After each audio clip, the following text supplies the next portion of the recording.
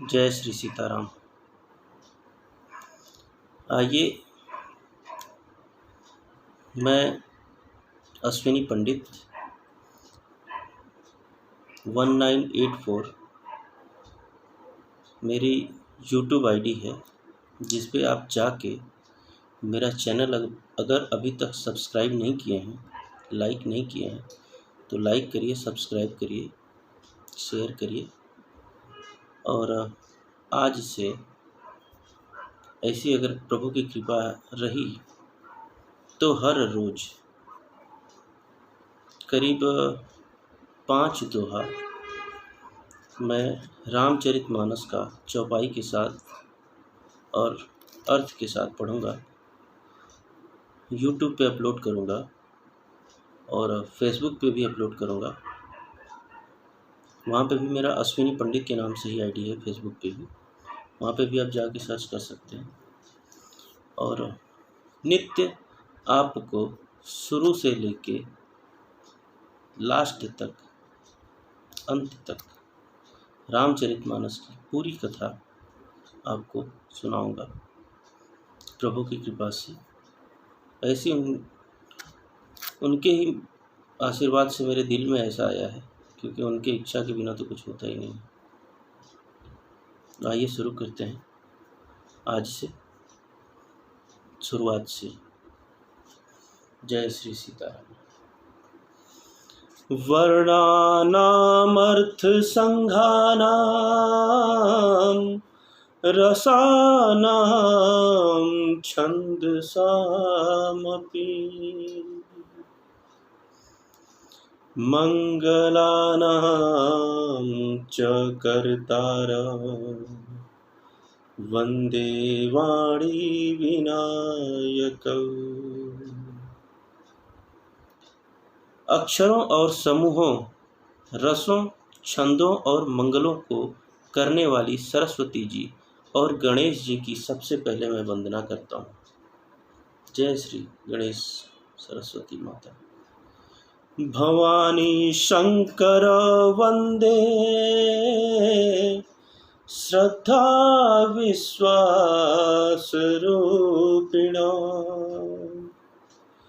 याभ्यां विना न पश्यन्ति सिद्धः स्वान्तः स्वमीश्वरम्। क्षमा करिएगा, थोड़ा सा भाव विभोर होने की वजह से, आँख से आंसू आ जाने की वजह से।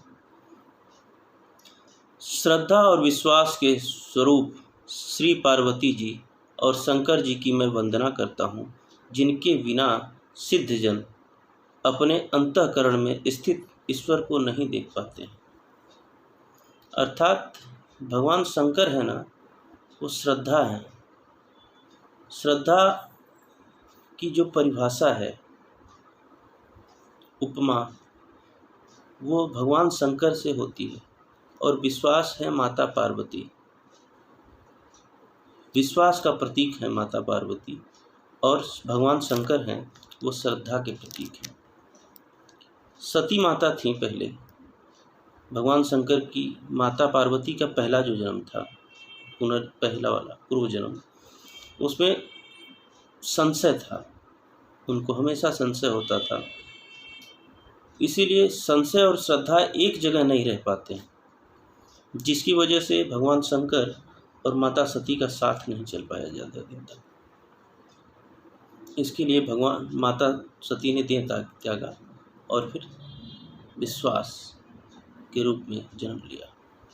फिर श्रद्धा, जहाँ पे श्रद्धा, बिना विश्वास के, बिना श्रद्धा के विश्वास नहीं होता है, क्योंकि अगर आप माने तो हर जगह भगवान है, ये आपका विश्वास है, और भगवान है ये आपकी श्रद्धा है।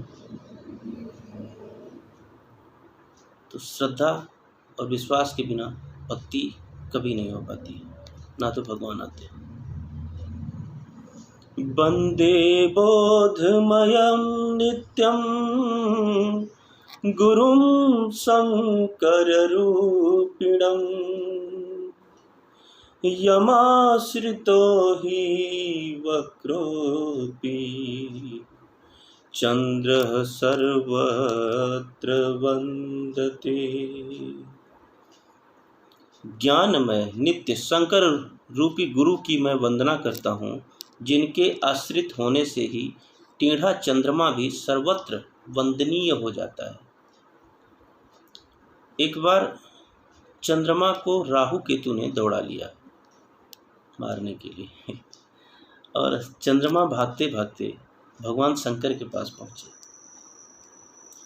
शंकर भगवान ने उनको शरण दिया और भोले बाबा हैं, बाबा ने उनको अपने सर पे बिठा लिया। मतलब उनके शरण में जो आता है ना, वो कैसा भी हो उनके लिए सर्वोपरि है। बाबा ने सर पे बिठा लिया। अब सोचिए कि चंद्रमा ऐसे कि जिनका हर रोज रूप बदलता है, ऐसा कोई इंसान आपकी ज़िंदगी में हो जो हर क्षण उसका भरोसा नहीं किया जा सके। अभी कुछ और बोले, कल कुछ और बोले, परसों कुछ और बोले, आज कुछ और रो बहुरूपिया जिसे बोलते हैं, ऐसे आदमी का आप कभी भी भरोसा कर सकते हैं? लेकिन भगवान उसको भी अपनी शरण में लेके पूजनीय बना दिए। मतलब भगवान के शरण में जाके टेढ़ा चंद्रमा भी पूजने के लायक हो गया। तो आप अगर जाएंगे तो एक सम्मान तो होती ही है।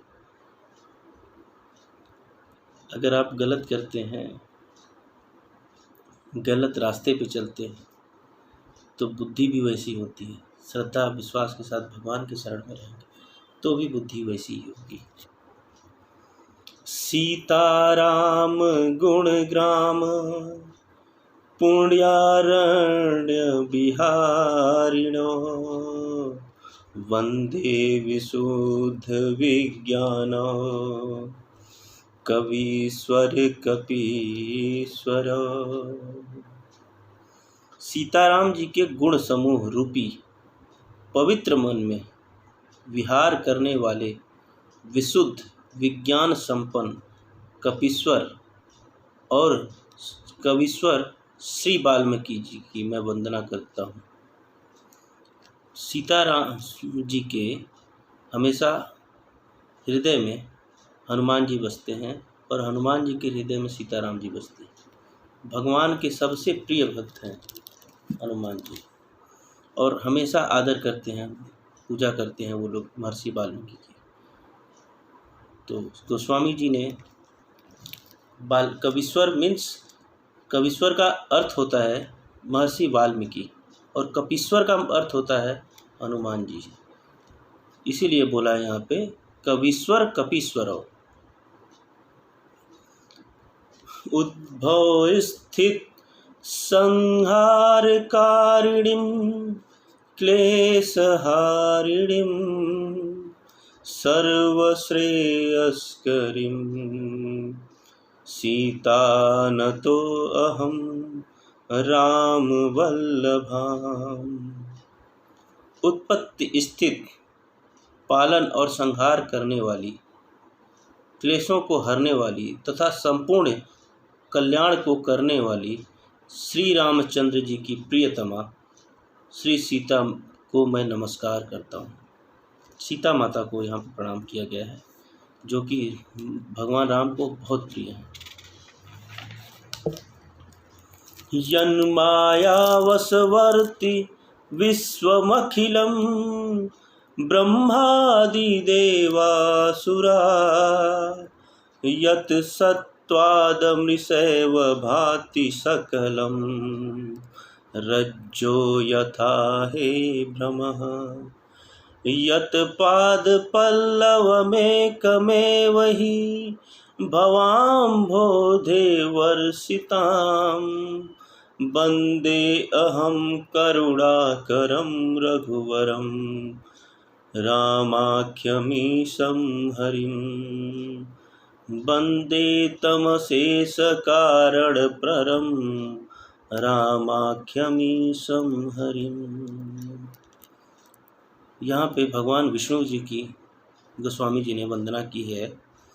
जिसकी माया के वशीभूत होकर संपूर्ण विश्व ब्रह्मादि देवता और असुर हैं, जिनकी सत्ता से रस्सी में सर्प की भ्रम भांति यह सारा दृश्य जगत सत्य ही प्रतीत होता है, और जिसके केवल चरण की से भवसागर तरने की इच्छा रखने वालों के लिए एकमात्र नौका है। उस समस्त कारणों पर सब कारणों के कारण और सबसे श्रेष्ठ राम कहलाने वाले भगवान हरि को मैं वंदना करता हूँ। देखिए, अगर आप सोए हैं अंधेरा है घर में, ठीक है, और अचानक से आप सो के उठे, आपके बिस्तर के नीचे सब मान लीजिए कोई रस्सी पड़ी हुई है, वहाँ खाट के चारपाई के नीचे आप अंधेरे में उठे, आपका पैर रस्सी पे पड़ा, आपको क्या लगेगा? सांप है। और वही अगर अभी उजाला हो जाए तो आपका भ्रम मिट जाए। तो भगवान वही हैं, भ्रम मिटा देते हैं, उजाला आपके जीवन से अंधकार दूर कर देते हैं। नींद से जब जागते हैं ये मोह माया रूपी संसार में से, आप भगवान एक ऐसे हैं जिसके नाम से आप मोह माया रूपी भवसागर को ऐसे ही तर जाते हैं। नाना पुराण निगमागम सम्मतम यद रामायणे निगदितं क्वचित्तितोऽपि स्वान्तः सुखाय तुलसी रघुनाथ गाथा भाषा निबंध मति मंजुल मातनोति। अनेक पुराण और तत्व शास्त्र सम्मत तथा रामायण में वर्णित और कुछ अन्यत्र से भी उपलब्ध श्री राम जी की कथा को तुलसीदास ने अपने अंतःकरण के सुख के लिए मनोहर भाषा में प्रस्तुत किया है। अर्थात आप जो रामचरितमानस का भगवान तुलसीदास ने रचना की है, उसमें देखिए 4 होते हैं वेद और उसके 4 ही उपवेद होते हैं, 6 शास्त्र होते हैं, 6 उपशास्त्र होते हैं, पुराण होते हैं 18, उप पुराण भी होते हैं 18, वैसे ही निषद होते हैं 108, 108 उपनिषद भी होते हैं, जिसमें से अभी तक 11 ही मिले हैं, मानव जन तक पहुँचे हैं। और रामायण तो करोड़ों लिखा गया है, करोड़ों बार, करोड़ों लोगों ने लिखा है। इसीलिए नाना भांति राम अवतारा, रामायण सत कोटि अपारा। तुलसीदास ने लिखा है रामचरितमानस में कि भगवान का बहुत रूप है, बहुत अवतार हुए हैं आज तक, और रामचरितमानस ये जो उन्होंने लिखा है, ऐसे रामायण के भी बहुत सारे ग्रंथ हैं, उसके तत्व को निचोड़ के, पुराण के, वेद के, शास्त्र के सारे तत्व को निचोड़ के जो आप पढ़ते हैं किसी हिंदी की किताब में, इंग्लिश की किताब में, तो उसमें लिखा होता है कि सारी स्टोरी के बाद आप देखते हैं लिखा होता है मोरल ऑफ द स्टोरी। तो वैसे ही जो सार होता है वो तत्व पूरे किताबों का, पूरे ग्रंथों का सार निचोड़ के वेद शास्त्रों का गोस्वामी जी ने रामचरितमानस में लिख दिया है। आप अकेले अगर रामचरितमानस का अध्ययन करते हैं या पढ़ते हैं तो आपके सारे वेद ग्रंथ शास्त्र सबका अध्ययन एक साथ में हो जाता है। अब आइए, रामचरितमानस का ये तो श्लोक था, वंदना थी। अब ये पहला सोरठा रहेगा, 5 सोरठा है वंदना के बाद, वो पढ़ते हैं। जो सुमिरत सिद्धि होत है, गणनायक करिबर बदन, करऊँ अनुग्रह सोई, बुद्धि रास शुभ गुण सदन, मूक होई बाचाल, पंगु चढ़ई गिरवर गहन, जासु कृपा सो दयाल, द्रवौ सकल कलिमल दहन। नील सरोरुह श्याम तरुण अरुण बारिज नयन। करौ सममूर धाम सदा क्षीर सागर शयन। कुंद इंदु समदेह उमा रमन करुणायन।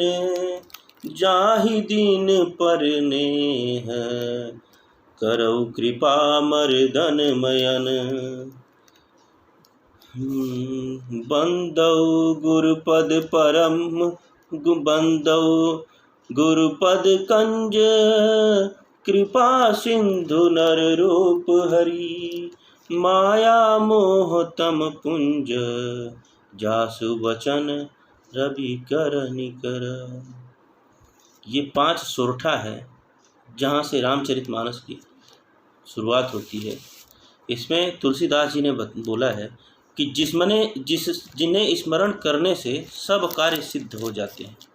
जो गणों के स्वामी और सुंदर हाथी के मुख वाले हैं, वे ही बुद्धि और राशि और शुभ गुणों के धाम श्री गणेश जी मुझ पर कृपा करें।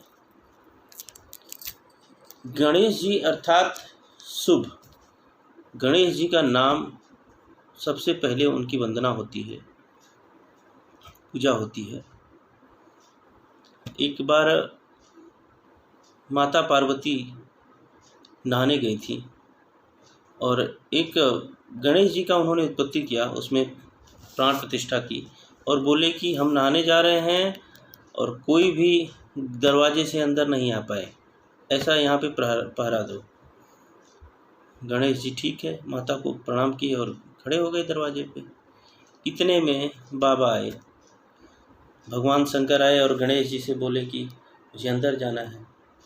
गणेश जी बोले नहीं, माता नहा रही हैं और हमको बोल के रखा है कि कोई भी अंदर आएगा नहीं जाने देना है। बाबा बोले अरे वाह, ऐसा किसकी साहस कि मुझे अंदर जाने से रोक दे। गणेश जी बोले ना, माता की आज्ञा है, कोई भी नहीं जा सकता है, आपको भी नहीं जाने दूंगा।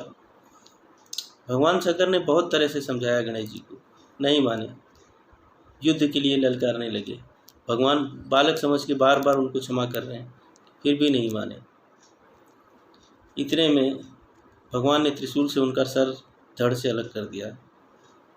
माता बहुत क्रोधित हुई पता चलने पे और एक प्रलय का रूप धारण कर लिया माता ने। आदिशक्ति हैं, सारे देवता विनती किए, समझाए, भगवान शंकर ने भी मनाया और एक दंत हाथी का ला के सर लगाया गया, जीवित किया गया और वरदान दिया ब्रह्मा जी ने कि सबसे पहले आज से गणेश जी की पूजा होगी, उसके बाद ही किसी की पूजा होगी। इसीलिए कहीं भी उनकी पूजा, कोई भी कार्यक्रम करने से पहले सबसे पहले गणेश जी की पूजा होती है। तो गणेश जी अर्थात शुभ, लक्ष्मी जी अर्थात लाभ। अब घर में दिवाली होता है या कुछ भी पूजा पाठ होता है तो अब देखते हैं कि लक्ष्मी गणेश की प्रतिमा लगाई जाती है और साथ में शुभ लाभ का भी कोई भी चित्र चिपकाया जाता है, स्टिकर होता है। तो उसमें शुभ का अर्थात गणेश जी और लाभ अर्थात माता लक्ष्मी। शुभ का अर्थ ही गणेश जी से होता है। मूक हो ही बाचाल पंगु चढ़हि गिर बर गहन। जासु कृपा सु दयाल द्रवौ सकल कलिमल दहन। जिसकी कृपा से गूंगा बहुत सुंदर बोलने वाला हो जाता है और लंगड़ा लूला दुर्गम पहाड़ चढ़ जाता है। वे कलयुग के सब पापों को जला डालने वाले दयालु भगवान मुझ पर द्रवित हो, दया करें। जो नील कमल के समान श्याम वर्ण हैं, पूर्ण खिले हुए लाल कमल के समान जिनके नेत्र हैं और जो सदा क्षीर सागर पर शयन करते हैं, वे भगवान नारायण मेरे हृदय में निवास करें।